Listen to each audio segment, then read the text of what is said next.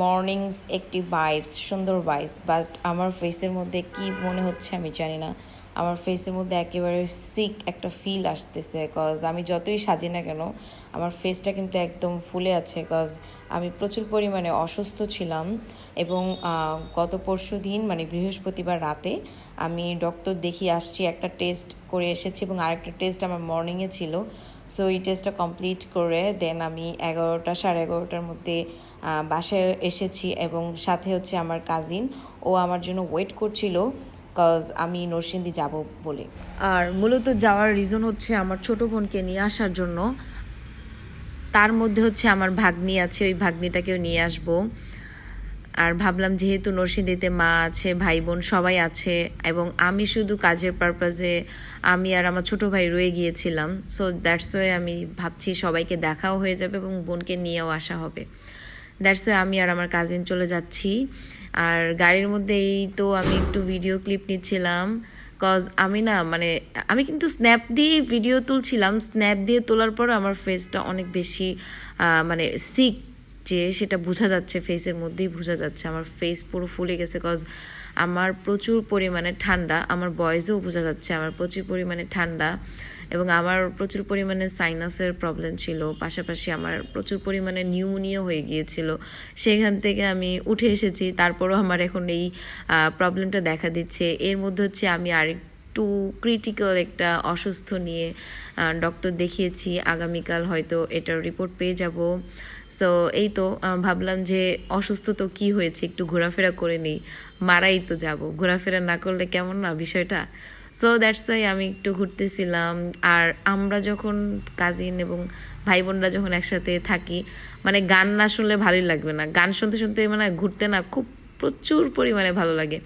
আর নরসিংদী যেই শহরটা, সেটা আমার কাছে অনেক বেশি ভালো লাগে, বিকজ ভিউটা জাস্ট অস্থির। সো কিছুক্ষণ পরে আমি আমার নরসিংদী শহরের যে ভিউটা সেটা আমি দেখাবো। আর আমরা হচ্ছে মূলত নরসিংদী শহরে থাকি। সো আমার কাছে প্রচুর পরিমাণে ভালো লাগে এখানে। মানে নরসিংদীতে আপনি প্রচুর পরিমাণে কাঁঠাল পাবেন, মানে গাছে কাঁঠাল পচে এরকম একটা অবস্থা। দেন হচ্ছে আপনার লটকন, মানে লটকনের গ্রাম বলা হয় নরসিংদীকে, কজ হচ্ছে এত পরিমাণে লটকন, মানে আমরা যখন একদম ভিতর থেকে দেখতাম না, অনেক বেশি ভালো লাগতো। সো আমার কাজিন বলতেছে, আপু কাঁঠাল কিন্তু নিয়ে নিব, তো আমরা আবার আম জাস্ট নিয়ে আসছি, কাঁচা আম, আর কাঁঠাল হচ্ছে আর একটু ভালোভাবে পেকে নেই, তারপর কাঁঠাল নিয়ে আসবো। আর লিচু হচ্ছে দুইবার আমি গিয়েছি, দুইবার শুধু নরসিংদীতে যেয়ে লিচু খেয়েছি, গাছের লিচু বলে কথা, তবে অতটা মিষ্টি না, টক, তারপরও ভালো লাগে। নিজের শহরে, নিজের গ্রাম, ওইখানে নিজের গাছের ছোট ছোট জিনিসটা অনেক বড় কিছু মনে হয়। সো যাই হোক, এই তো আমি অনেক ক্ষণ আমার ফেসের ভিডিও নিতে নিতে যাচ্ছিলাম, আর আমার কাজিন গাড়ি চালাচ্ছিল। আর আমি খুব এক্সাইটেড, কজ হচ্ছে আমার বোনের 3টা মেয়ে, আর সাথে হচ্ছে আমার ভাইয়ের ছেলে।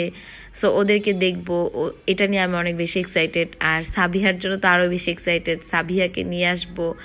খুবই ভালো লাগছে, কজ ও না থাকলে অনেক ভালো লাগে। আর আমি মূলত হচ্ছে আমার ফেসটা না প্রচুর পরিমাণ, আমি স্ন্যাপ দিয়ে তোলার পর আমার ফেসটা কেন জানি ফুলে আছে, আমার না খুবই মানে ভয় লাগছে যে আল্লাহ কি যেন হয়ে গেছে আমার।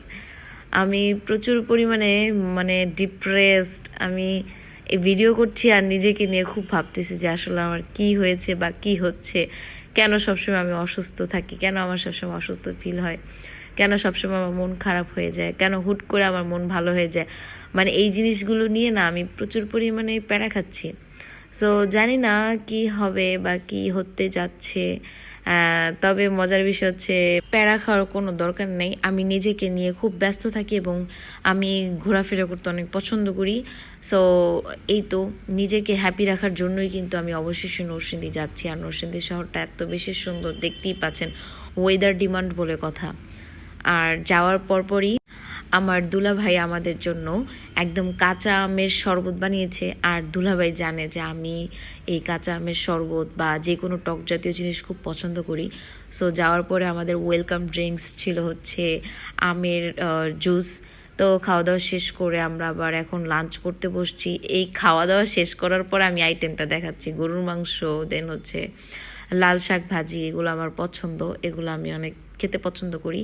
আর এটা জানি কি তরকারি রান্না করছে, চিংড়ি মাছ দিয়ে মেবি হচ্ছে দুন্দুল, বাট এটা আমি খাই নাই। তো মূলত খাওয়া দাওয়া শেষ করে আমরা জাস্ট লাঞ্চটা করে একটু রেস্ট নিয়ে আমরা রওনা হচ্ছি ঢাকার উদ্দেশ্যে। এটা হচ্ছে মূলত মাঠ, এখানে মসজিদ আছে, আর এখানে আমরা গাড়িটা পার্কিং করেছিলাম। আর যেহেতু আমার সব বাচ্চা কাচ্চা। আম্মু, তুমি আমাদের সাথে যাচ্ছ? হ্যাঁ, আমার দিকে তাকাও। সাবি, তুমি কোথায় যাচ্ছ বলো? ঢাকা যাচ্ছ? আর তোমার এই ছোট বোনটাকে রেখে যাবা কেন? ওকেও নিয়ে যাও। এমনি কেন তুমি তোমার ছোট বোনকে রেখে যাচ্ছ? এই সাবি, সানি, তোর যে একটা বোন চলে যাচ্ছে, তোর ফিলিংসটা কেমন? খুবই খারাপ। আরে থাক, সমস্যা নেই, তোর জন্য সুপ করে রেখা দিছি, আর এটারে নিয়ে যাবো, সমস্যা নেই। বাবা একটা মাত্র বাবা, আমার ভাইয়ের ছেলে। বাবা, আমার নাম কি? তুমি আমাকে ভালোবাসো? তুমি কামাই করে কারে খাওয়াবা? তাই? আচ্ছা আচ্ছা, ঠিক আছে, তো তোমাকে রেখে যাচ্ছি, শুধু একমাত্র ওরে নিয়ে যাচ্ছি। ওদের রেখে যাচ্ছি, ওদের মন খারাপ। টাকা কইলা পড়ছে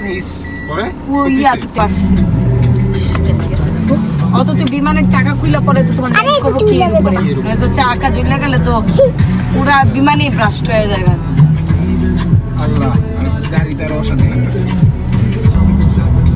মুরগি না খায় গরু মাংস খাওয়াই ভালো। সাফিন, ভাল লাগছে তোমার? কেমন ভাল লাগছে? এই তিনজনকে আমরা রেখে চলে যাচ্ছি নরসিংদী। দুই বোন, এক ভাই, আরেক বোন। এই সেলিব্রিটিকে আমরা নিয়ে চলে যাচ্ছি। ওরা নামবো না, ওরা তো সব করবো না।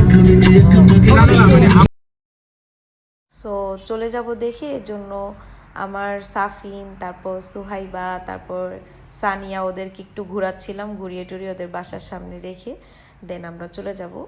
আর এই তো ওদের ছোট দুজনকে আমি অনেক বেশি আদর করতেছিলাম, কজ 2 ঘন্টার জন্য আসছি, মানে প্রচুর পরিমাণে মায়া লেগে গেছে। এখন আবার চলে যাব, তো খারাপ লাগতেছিল, এই জন্য যেগুলাকে রেখে যাব এগুলাকে বেশি আদর করছিলাম। আর সবসময় যখন ওদেরকে রেখে যাই, 3 ভাগ্নি, 1 ভাইস্তা, এগুলো আবার তারপর আবার ছোট বোন, ওরা সবাই আবার আমাদেরকে পৌঁছানোর জন্য দাঁড়িয়ে থাকে না, তখন তো অবশ্যই অনেক খারাপ লাগবে। যাই হোক, সেই তো ওদেরকে এখন রেখে।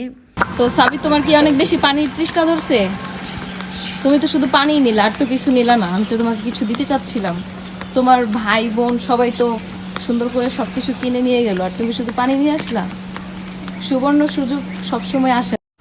অবশেষে নরসিংদী যাওয়ার পথে আমার সাবি ঘুম ঘুম অবস্থা, আমার খালামুনির কোলে ঘুমিয়ে পড়ছে। কিন্তু এর আগে যতবার এসেছিলাম, আমার সাবি আর আমি 2 খালা বোনজি গলা ধরে ঘুমাতে ঘুমাতে এসে এসে আবার ঢাকাও চলে গিয়েছিলাম। আজকে আমি বসে বসে ঘুমিয়েছি, আর ও আমার কোলে ঘুমিয়েই পড়েছে। সো এটাই ছিল আমার আজকের ছোটোখাটো একটি ব্লগ। ভালো থাকবেন সবাই, আসসালামু আলাইকুম, টাটা।